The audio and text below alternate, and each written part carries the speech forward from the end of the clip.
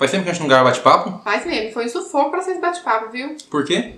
Porque eu tô desde o ano passado e assim vai ficando me enrolando.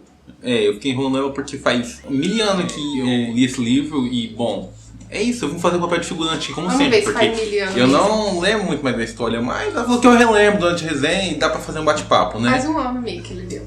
Eu sou contra isso, né? Mas, enfim, vamos gravar esse bate-papo. Vamos conversar.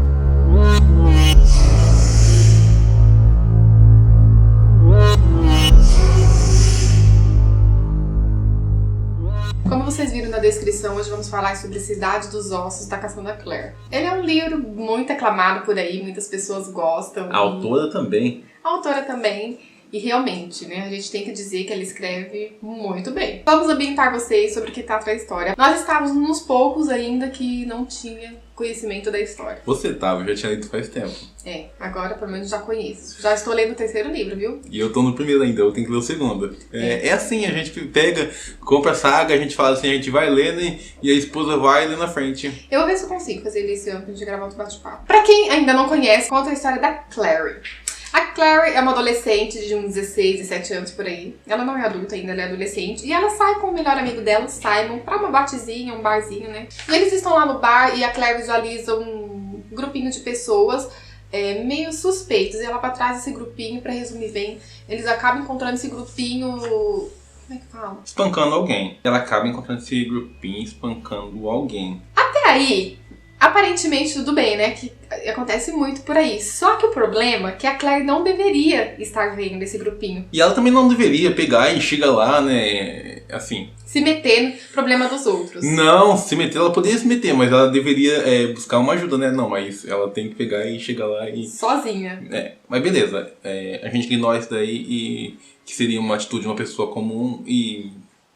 A gente aceita, né? Porque não dá pra ficar criando caso por causa disso também. Eu teria medo, né? De ir sozinha assim enfrentar um monte de gente que estão brigando, mas cada um em cada um. Pra quem acompanha as notícias, fatalidades daí do mundo afora, sabe que acontece, né? De você pegar e se meter no briga dos outros e acabar se lascando. Levar um soco, levar um tiro. Uma facada. Enfim. Então, pessoal, sempre procurem ajuda. Nunca vão sozinho. Nunca não sigam o caminho da Claire. Só que por quê? Qual é o diferencial disso? O diferencial é que só ela que consegue ver essas pessoas. Ninguém da boate via, porque eles são caçadores de sombras. E o que seria isso, caçadores de sombras? Eu não vou falar, eu vou deixar pra pessoa ler horas. Quem quer saber o que é caçador de sombra, lê o livro. É que esse livro da Cassandra Clare é complicado, porque é tanta informação, tanta coisa nesse universo. Eu, pelo menos, fico com receio sobre o que seria e o que não seria spoiler. Eu que não ligo pra spoiler, qualquer informação pra mim é importante e necessária. Só que pra mim passar pra vocês, eu tenho medo de que o que é que eu vou falar seja um spoiler e vocês não gostem. Eu vou deixar pra vocês descobrirem o que são esses caçadores de sombras. Simplesmente que... eles trabalham no universo lá que a autora criou e os seres humanos não conseguem enxergar eles. E aqui acaba despertando uma curiosidade neles, porque, né, usualmente eles estão, agindo lá o serviço lá deles e, enfim. E aqui acaba se intrometendo lá nesse universo deles. Também tem o segredo da família dela, a mãe dela também tem uma relação com esses caçadores de sombras que ela acaba descobrindo depois. A mãe dela, os vizinhos, todo mundo. Todo mundo, menos ela. É igual aquele caso do Matt lá do Diário de Vampiro. Todo mundo vira um ser sobrenatural, menos ele. É igual o corno, cara. É o último a saber do que tá acontecendo aí na parada, né? Exatamente. É um universo que envolve vampiros, lobisomens. Eu só não vi fadas ainda. E é um universo bem expandido. Como eu tô no terceiro livro ainda, eu acho que ele tem muito pra se expandir devido às outras séries que a autora tá ramificando, né, a partir desse universo. Mas é um universo que a gente vê que ele é muito grande, ele tem muitas regras dentro dele. E o interessante é que tem uma ordem pra você ler esses livros aí, pra você não pegar spoiler. A Glaucia, daqui uns dias, já deve abandonar esse livro aqui, pegar Peças Infernais, né, Glaucia? Acho que é no 5º livro, né? Eu não sei o livro certinho. Mas eu não vou seguir essa ordem, não. Eu quero... Ela gosta de spoiler. Porque eu queria terminar os 6 primeiro, pra depois começar as Peças Infernais, ou pra depois começar aquele outro lá que tem a Rainha da Sombra e do Ar, gente, esqueci o nome agora. Dama da Meia-Noite? Como é que é o nome? Artifícios das Trevas, tá aqui do lado. Então, eu queria fechar um arco primeiro pra começar, mas como o Mikael não tem o 5º e o 6º, ainda é bem capaz de eu comprar... Peças Infernais? E começar antes. Mas não por causa de spoiler, mas por causa disso mesmo. da falta de ter o produto. Eu acho que não é uma história que convém a gente pegar ficar falando muito do universo, né? Falando muito da história, até porque muita gente já conhece, muitos leitores. Eu acho que essa saga, assim como tanto o Crepúsculo quanto Harry Potter, eu acho que foi responsável por muitas pessoas entrar no meio da fantasia, da literatura fantástica e, bom, criar um gosto por isso e até depois expandir para outro tipo de literatura. Sobre essa leitura, quando eu peguei, ele foi na sequência de ter lido O Ciclo das Trevas. E eu vi bastante semelhança com a questão das runas. Não lembro se é runas que eles fazem. Os desenhos que eles fazem no corpo. Sim. Só que os princípios são diferentes. Que na verdade o Ciclo das Trevas é para se proteger do mal. Sim. E pelo que eu entendi Instrumentos Mortais dão um tipo de poder, né? Sim. Na verdade, no Ciclo das Trevas não deixa de ter poder também, né? Eu achei, assim, bem interessante na época que eu li, porque, tipo assim, que legal, né? É semelhante nesse aspecto aqui, né? Embora diferente, né? Tem esse grau de semelhança, né? Então, foi bem interessante pra mim. Só acrescentar um negócio em relação a esses desenhos, porque nem todo mundo pode desenhar essas runas em si. Tanto que tem alguns embates no livro mesmo. Eu que já li o segundo, posso afirmar isso com mais propriedade, que pessoas, um humano, por exemplo, não pode desenhar essas runas porque tem um certo perigo. Não é um simples desenho, tem uma magia, tem um poder naquilo.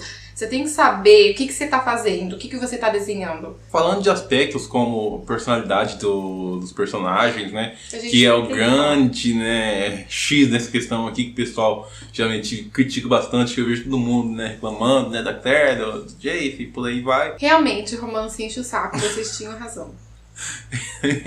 Então, eu, na época, eu não gostei muito da Claire mesmo. A Glaucia já foi o contrário, não gostou muito do Jace. Gosto todo mundo pelo saco, né? Eu lendo a meta de hoje, o terceiro livro, o Jace ele é estouradinho, ele é o dono da razão. Como que ele é chatinho. Ele gente, desculpe. Só que eu sei que a Claire também não é nenhum poço, assim, de legalidade, né? Que a gente fala, nossa, que menino legal. Mas eu acho que o Jace é pior. Pelo amor de Deus, ele é um malinho. Eu até falei em outro vídeo, usei essa palavra, esse termo, ele é um malinho. Apesar de que no terceiro livro a Claire tá fazendo umas coisas que, olha... O interessante é que a segunda Claire que me decepciona. A Claire de Instrumentos Mortais e a Claire de Outlander. Porque vocês podem ver que eu reclamo da Claire de Outlander. Mas eu acho que a de Outlander pior. Eu acho.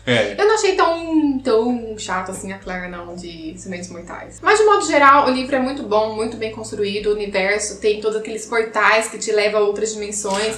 Isso é interessante. Eu gostei também. É uma viagem assim tão...